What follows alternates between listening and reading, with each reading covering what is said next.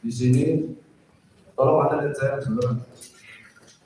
Di dalam BAP Anda, di sini penyidik memperlihatkan transkrip ceramah saya sampai habis. Dan Anda paraf, berarti Anda membaca semuanya. Berarti Anda baca semua kan? Sebab kalau tidak Anda baca, nggak mungkin Anda paraf. Anda baca semua. Anda baca semua. Terus Anda berkata, ketika jaksa bertanya, hakim bertanya, pengacara bertanya, komentar Anda itu beda-beda. Pertanyaan jaksa tentang komentar Anda jawab beda. Pertanyaan hakim tentang jaksa Anda jawab, pertanyaan hakim tentang komentar Anda jawab beda. Pertanyaan pengacara tentang komentar Anda di komentar orang lain itu beda juga. Di sini pernyataan Anda, komentar Anda di sini, Anda berkata seperti ini.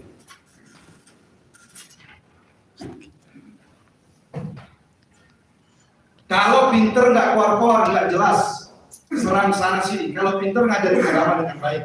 Kalau pinter, titik, tanda tanya, terusin sendiri kan, tanda atas petik. Berikut tanggapan layar komentar yang saya berikan pada konten tersebut. Nah, terus Anda lari tadi ketika ditanya, beda lagi. Komentar Anda kalau mau kebenaran jangan menghujat. Terus di sini komentar Anda beda lagi. Anda bilang ketika ditanya komentar tentang YouTube tadi, Anda mengatakan kebenaran buktikan dengan kebenaran. Jangan mengambil kebenaran orang lain. Pertanyaannya, yang mana yang benar komentar Anda yang mengomentari komentar naik blue tadi? Komentar yang di BAP atau yang kebenaran buktikan dengan kebenaran, jangan mengambil kebenaran orang lain. Atau komentar kalau mau kebenaran jangan menghujat. Benar mana? Ada 3 komentar berbeda sendiri. Mohon maaf, Pak Habib Bahar di sini sebagai apa?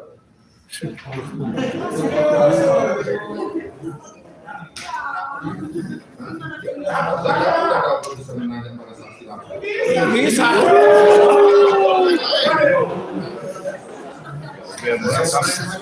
Karena saya tidak tahu. Iya, karena ini SMA. Kalau orang bertanya juga, tolong dong diklarifikasi. Saya tidak lagi boleh. Tapi saya jawab. Kalau ada memaksa saya tidak menjawab. Nah. Saya tidak pernah kasih tahu. Saya tidak pernah. Saya berbantu. Dan kan Perintahkan saksi untuk bicara yang sopan. Tadi saya bertanya bagus-bagus. Saya bertanya baik-baik. Dan saya mengomentari. Pertanyaannya apa? Pertanyaannya kan sudah saya sampaikan. Yang benar yang mana antara 3 komentar itu? Ada 3 komentar. Apakah itu komentar yang itu atau salah satu yang benar yang mana? Yang mana dia tertulis di BAP? Yang benar yang tertulis di BAP. Cukup jauh seperti itu. Pertanyaan saya nggak kayak yang lain yang ribet-ribet bertanya. Baik, silakan lanjut. Berarti pernyataan Anda tadi yang komentar kalau mau kebenaran itu nggak benar ya? Benar apa nggak itu? Tolong dijawab saudara. Benar kalau dalam tulisan Bukan, saya tidak ngomong tertulis pada saat sekarang ini. Itu nggak ada jawab. Berarti tidak benar. Berarti tidak benar. Berarti tidak benar. 2 komentar tadi tidak benar. Tidak benar yang Anda katakan tadi. Oke, baik. Terima kasih. Kalau saya nggak masalah. Biasa. Baik.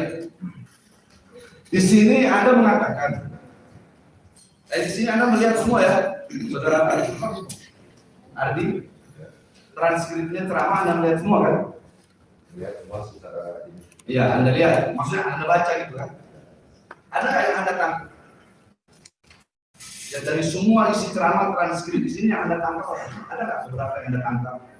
Masa Anda hanya menangkap masalah mau kita aja, sedangkan di sini panjang mau transkripnya aja berapa ini? Yang Anda tangkap apa itu?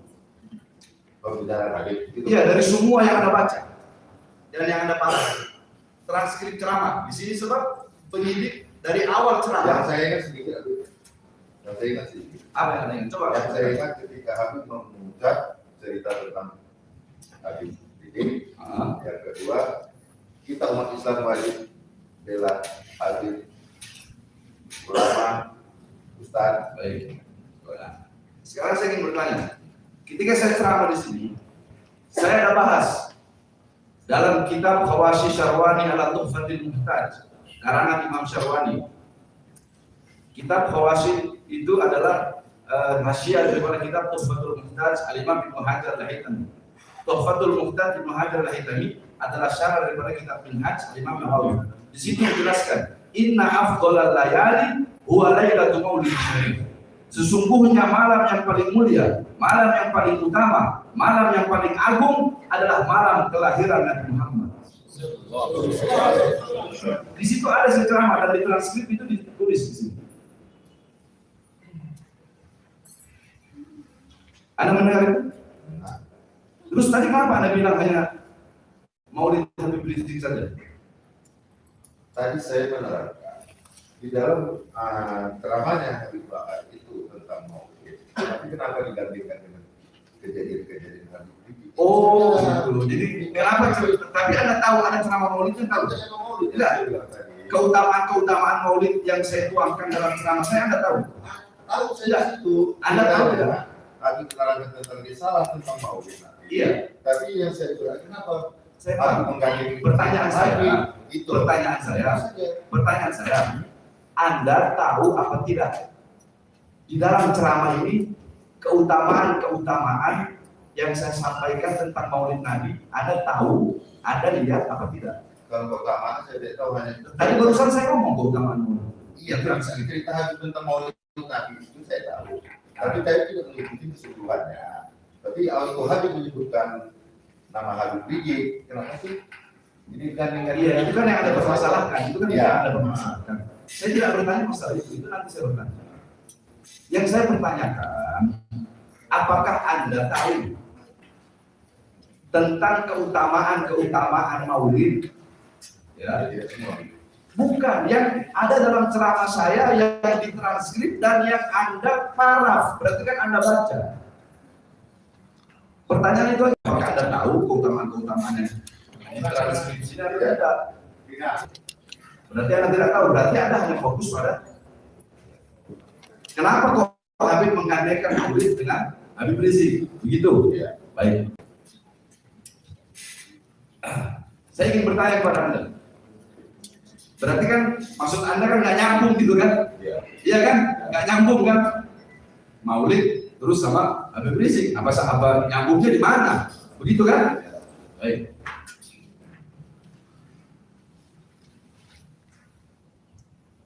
Saya ceramah acara khitanan, acara sunat. Nanti saya bertanya. Di dalam acara itu, acara khitan itu, acara sunat itu, saya bawa hadis. Ya, saya bawa hadis bahwasanya inna yani iftatana Ibrahim wa huwa ibnu zamanina sanatan faqtatana bil qudud. Nabi Ibrahim itu disunat pada usia 80 tahun dan disunat dengan kapak. Saya bawa hadis itu ya. Nabi Ibrahim disunat umur 8 tahun dan disunatnya pakai kapak. Terus saya bawa ayat lagi. Oleh karenanya saudara-saudara, makanya sunat khitan itu adalah milah Nabi Ibrahim, ajaran Nabi Ibrahim alaihissalam. Makanya didiklah anak-anak kalian dengan pendidikan Nabi Ibrahim. Seperti apa pendidikan Nabi Ibrahim? Millata Ibrahim hanifan muslimah wa ma kana minal musyrikin. Bagaimana Nabi Ibrahim ketaatannya kepada Allah? Ketika Allah memerintahkan menyembelih anaknya Nabi Ismail, saking taatnya beliau tidak menyuruh, tidak bertanya, ya Allah kenapa suruh sembelih? Enggak, langsung disembelih. Nyambungnya di mana? Khitan sama penyembelihan Nabi Ismail. Nyambung nggak menurut Anda?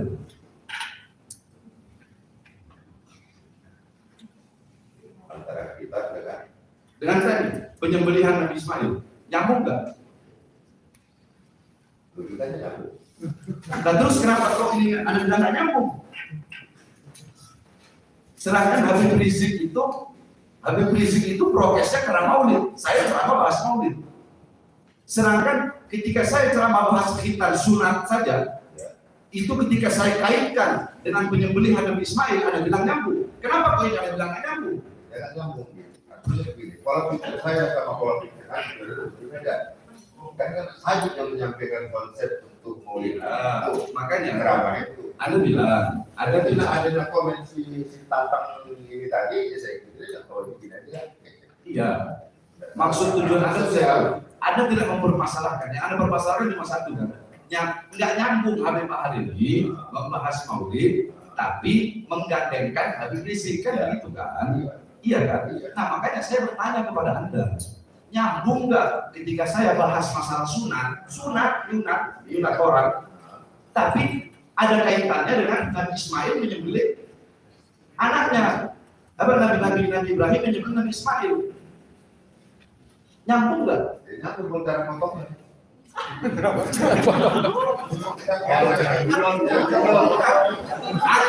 sunat, Potong. bukan potong, bukan dalam. Kemudian saya memberikan perumpamaan. Baik, yang gampangnya saja, gampangnya ya,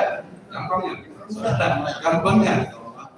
Saya lagi bahas hadis nih, Innamal a'malu binniyat wa innamal likulli imrin ma nawa faman kana hijratuhu ila Allah wa rasulih wa hijratuhu ila rasulih faman kana hijratuhu ila dunya syubha wa imra'atin kedua wa hijratuhu ila ma hadaih. Singkatnya, segala sesuatu itu tergantung pada apa niat. Segala sesuatu perbuatan tergantung pada niat. Barang siapa yang niat hijrah, ingat garis bawah kata hijrah.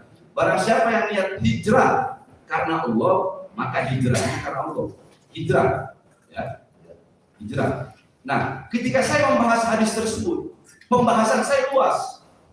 Sampai saking luasnya bermuara kepada talak. Sigot talak itu ada dua. Ucapan talak itu ada dua. Ada kinayah, ada soreh. Ada yang jelas, ada yang kinayah, sindiran. Contoh, saya bilang, talak tuki, saya cerai kamu. Ketika itu mau saya niat cerai atau tidak niat mencerai, jatuh talak. Tapi kalau kinayah, contoh, udah kamu pulang sajalah ketemu orang tua kamu, atau udahlah, saya udah bosan sama kamu. Nah kalau itu tergantung niat. Kalau niat mencerai jatuh, kalau niat tidak mencerai tidak jatuh. Nyambung nggak sama hijrah tadi hadis tadi? Padahal pembahasannya itu beruntukan. Menurut Anda nyambung nggak hijrah sama talak? Enggak, pertanyaan tinggal jawab nyambung apa tidak, itu aja.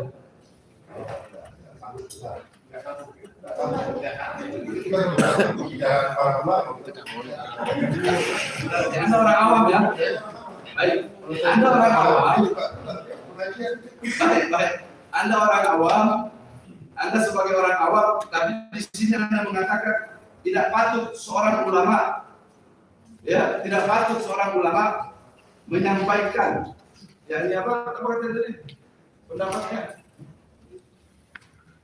tidak patut disampaikan, tidak patut ulama tersebut, yakni tidak patut seorang ulama yang memiliki banyak jamaah, ya, memberikan tausiah atau ceramah dengan cara apa, dengan cara yang baik, sejuk dan apa, tidak patut seorang ulama yang memiliki banyak jamaah, ya, dan melakukan ceramah dengan ujaran kebencian.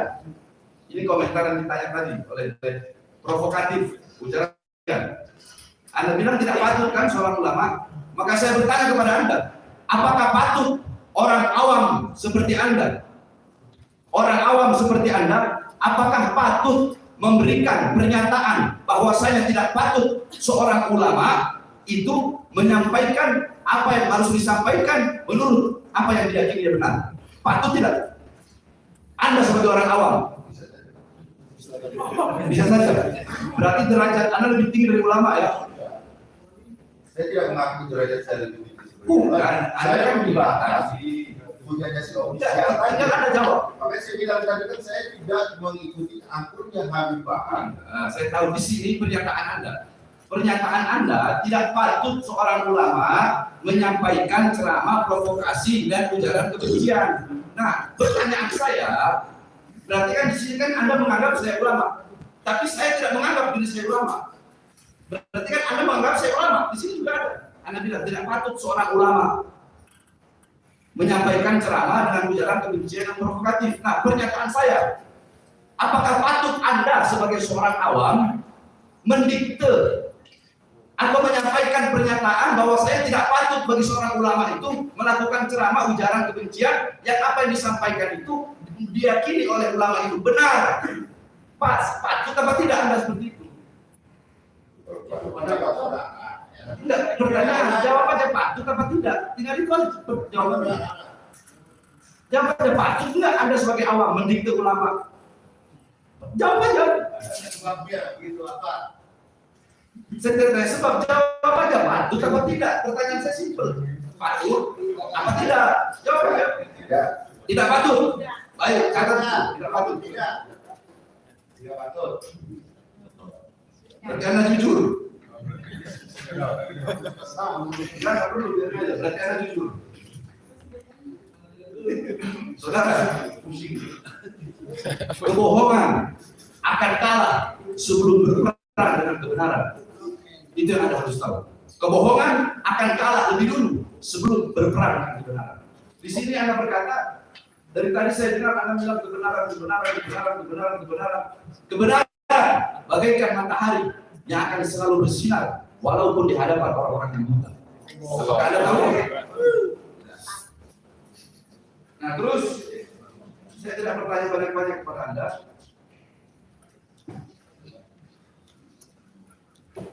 Anda tadi mengatakan Habib Rizik dipenjara karena maulid tidak benar kan? Saya tidak bilang. Di sini ada bilang kebenaran membuktikan dengan kebenaran. Ya berarti kan Anda bilang nggak benar. Buktikan dong benarnya.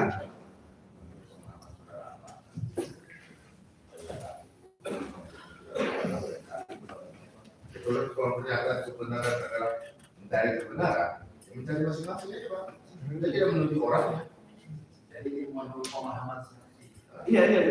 Saya tidak memaksakan. Harus mencari kebenaran. Saya tidak memaksakan dia mau berpendapat seperti apa. Saya tidak pernah memaksakan dan saya akan memberikan pertanyaan yang sesuai dengan pemahaman pola pikir saksi.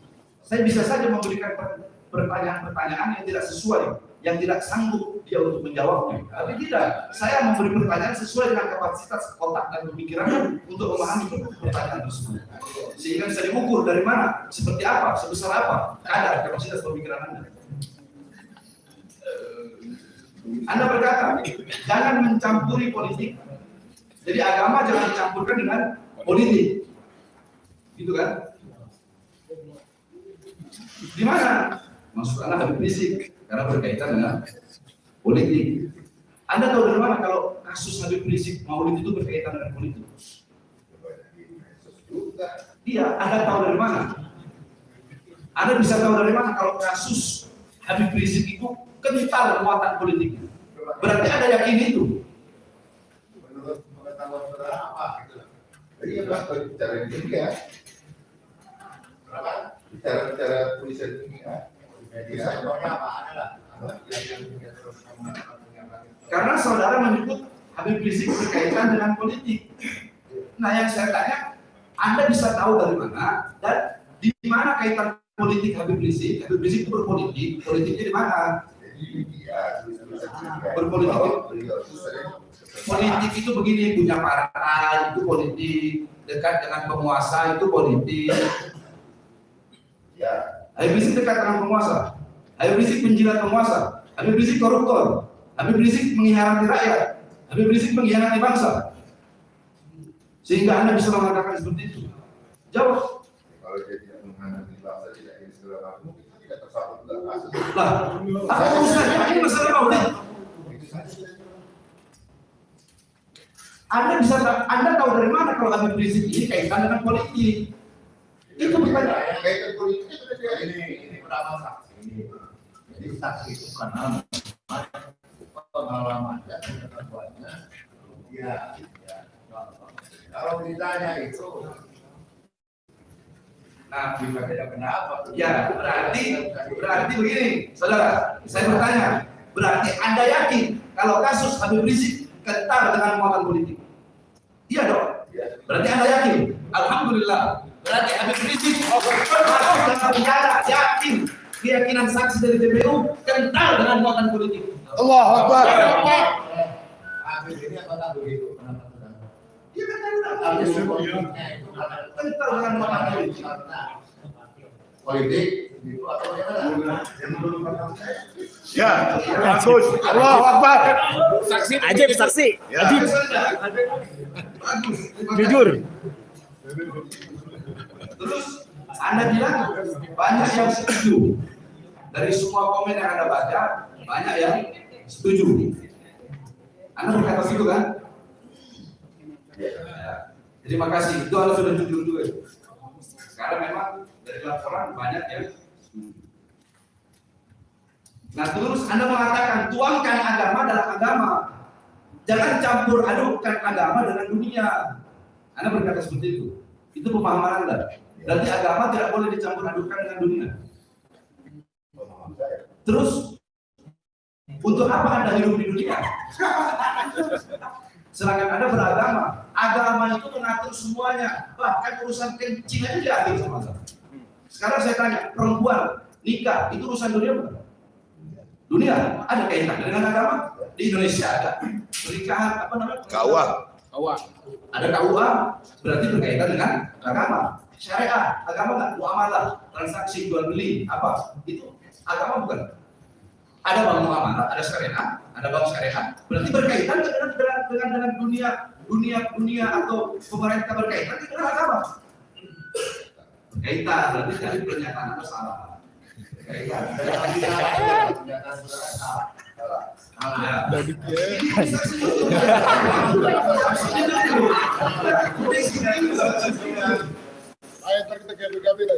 Terus apakah Anda tahu ahlul halli wal adli? Tidak tahu. Ahlul halli wal adli itu bisyauka wasatwa, yakni orang ulama dengan ulama, orang puasa, ulama atau pemimpin atau kepala suku atau orang yang dipandang yang dimana dalam Islam mereka lah yang bisa memilih siapa yang harus jadi pemimpin dan mereka bisa mengangkat seorang pemimpin atau bisa menurunkan seorang pemimpin. Itu ada dalam ilmu siasat. Siasat itu ilmu politik Islam. Jadi yang harus saudara tahu, Islam juga mengajarkan ilmu politik. Makanya namanya ahlul halli wal adli. Dia yang bisa ini secara musyawarah, nih yang harus jadi RT-nya seumpama atau gubernurnya. Itu namanya ahlul halli wal adli. Itu ada. Saudara tidak tahu kan? Nah, karena pemahaman saudara tidak tahu, makanya saudara mengatakan jangan mencampur adukan antara agama dan dunia. Terus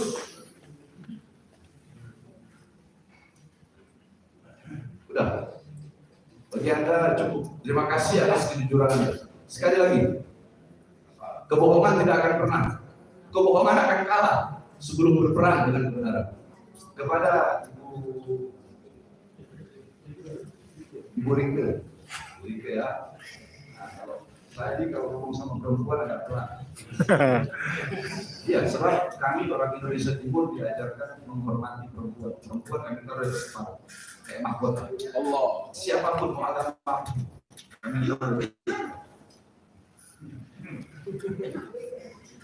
Apalagi saya punya istri itu yang paling saya cintai.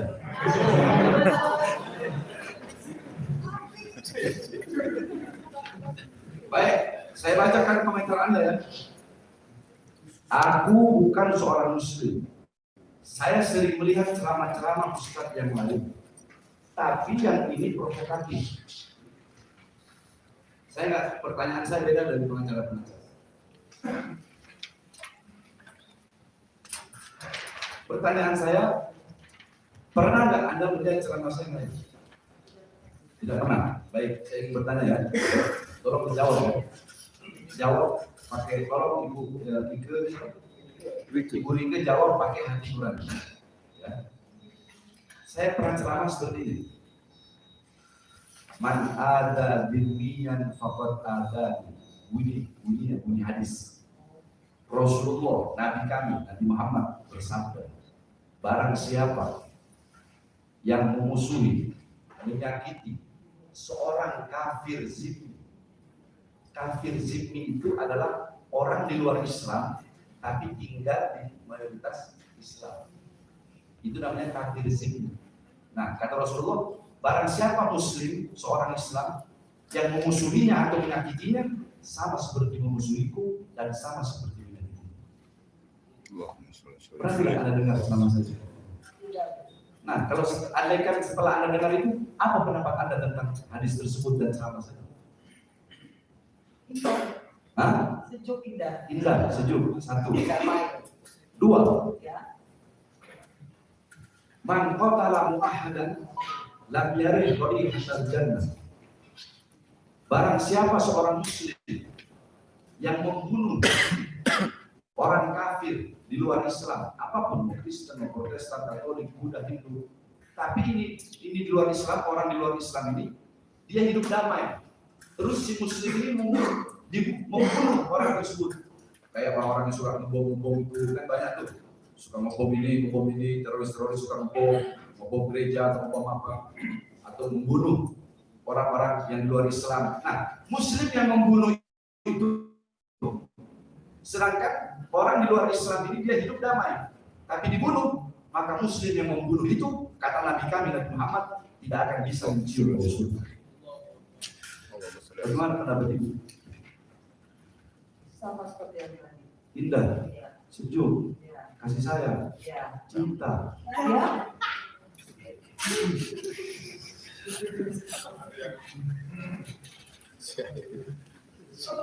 Yang terakhir, ibu pernah dengar nggak waktu beberapa tahun yang lalu saya di Manado?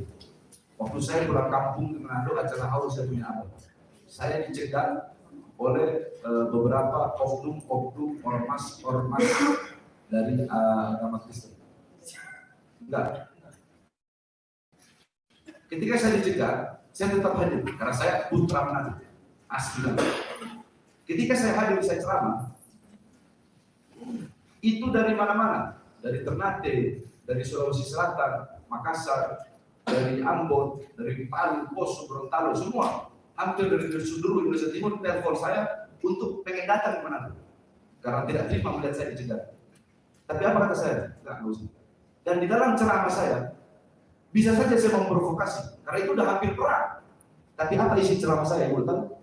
Apa isi ceramah saya? Saya sampaikan ketika di situ, ketika di acara hall itu, saya sampaikan mereka yang menolak saya, mereka tidak mewakili umat Kristen Manado. Tapi mereka hanyalah oknum-oknum ormas Kristen yang dibayar oleh gubernur. Itu bahasa saya. Tidak mewakili umat Kristen Manado. Sebab kita di Manado, toran semua saudara. Muslim, mau Kristen. Saya ketika Idul Fitri, anak-anak Nasrani jaga saya punya masjid. Namanya Masjid Habib Alwi. Dinamakan masjid kakek saya. Dan ketika saudara-saudara Kristen Nasrani melakukan melakukan grade ibadah Natal, anak-anak masjid saya suruh jaga di depan gereja.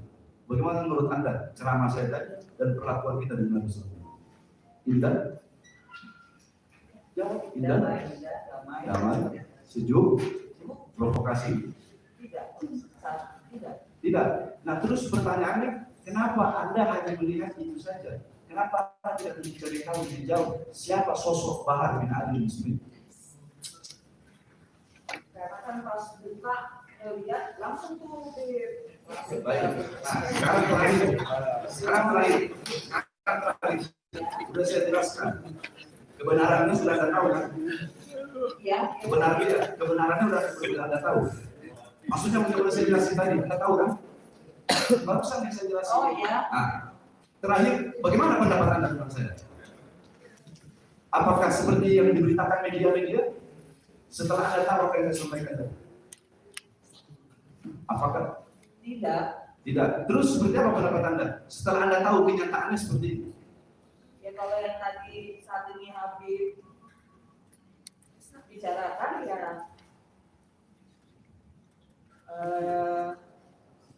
damai aja, nggak ada. Berarti saya adalah orang yang Baik. terus Nggak ada provokasi. permusuhan, maksudnya Nggak ada ngajak-ngajak orang. Baik, terima kasih. Dan terima kasih atas pernyataannya itu. Cukup yang mulia. Kelihatan kuasa hukum kita, ya. Cukup nggak?